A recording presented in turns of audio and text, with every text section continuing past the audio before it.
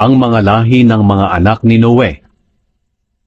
Ika-10 kabanata. Ito ang salaysay tungkol sa mga pamilya ng mga anak ni Noe na sina Shem, Ham, at Japhet. Nagkaroon sila ng mga anak pagkatapos ng baha. Ang mga anak ni Japhet na lalaki ay sina Gomer, Magog, Madai, Javan, Tubal, Meshek, at Tiras. Si Gomer ay may mga anak din na lalaki na sina Ashkenaz, Rifat, at Togarma. Ang mga anak naman ni Javan ay sina Elisha, Tarshish, Kittim, at Dodanim. Ito ang mga lahi ni Japhet.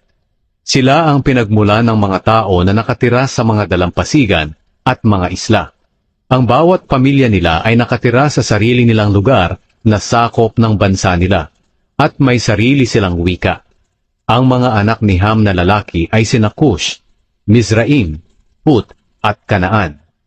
Si Cush ay may mga anak din na lalaki na sina Sheba, Havila, Sabta, Raama, at Sabteka. Ang mga anak ni Raama ay sina Sheba at Dedan. May isa pang anak si Cush na ang pangalan ay Nimrod. Si Nimrod ay naging magiting na sundalo sa mundo. Alam ng Panginoon na mahusay siyang mangangaso. Dito nanggaling ang kasabihang, katulad ka ni Nimrod na alam ng Panginoon na mahusay na mangangaso. Ang unang kaharian na pinamahalaan ni Nimrod ay ang Babylonia, Erek, Akkad. Ang lahat ng ito ay sakop ng Shinar. Mula sa mga lugar na iyon, pumunta siya sa Assyria at itinayo ang Ninive, Rehoboth-ir, Kala, at Resen, na nasa gitna ng Ninive at ng Kala, na isang tanyag na lungsod. Si Mizraim ang pinagmula ng mga Ludeo, Anameo, Lehabeo, Naftu, Patruseo, Kaslu, at ng Kaftoreo na siyang pinagmula ng mga Filisteo. Si Kanaan ang ama ni na Sidon at Het. Si Sidon ang kanyang panganay. Si Kanaan ang siya ring pinagmula ng mga Jebuseo, Amoreo, Gergaseo, Hiveo, Arkeo, Sineo, Arbadeo, Zemareo, at Hamateo.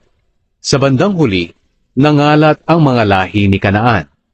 Ang hangganan ng lupain nila ay mula sa Sidon, papuntang Gerar hanggang sa Gaza, at umabot sa Sodom, Gomora, Adma, Zeboyim, at hanggang sa Lasya. Ito ang mga lahi ni Ham. Ang bawat pamilya nila ay nakatira sa kanilang sariling lupain na sakop ng kanilang bansa, at may sarili silang wika. Si Shem na nakatatandang kapatid ni Japhet ang pinagmulan ng lahat ng Eber. Ang mga anak na lalaki ni Shem, sina Elam, Ashur, Arphaxad, Lud, at Aram. Ang mga anak ni Aram, sina Uz, Hul, Geter, at Meshek. Si Arphaxad ang ama ni Shela, at si Shela ang ama ni Eber. May dalawang anak na lalaki si Eber. Ang isa ay pinangalan ng Peleg. Dahil noong panahon niya, ang mga tao sa mundo ay nagkahati-hati. Ang pangalan naman ng kanyang kapatid ay Joktan.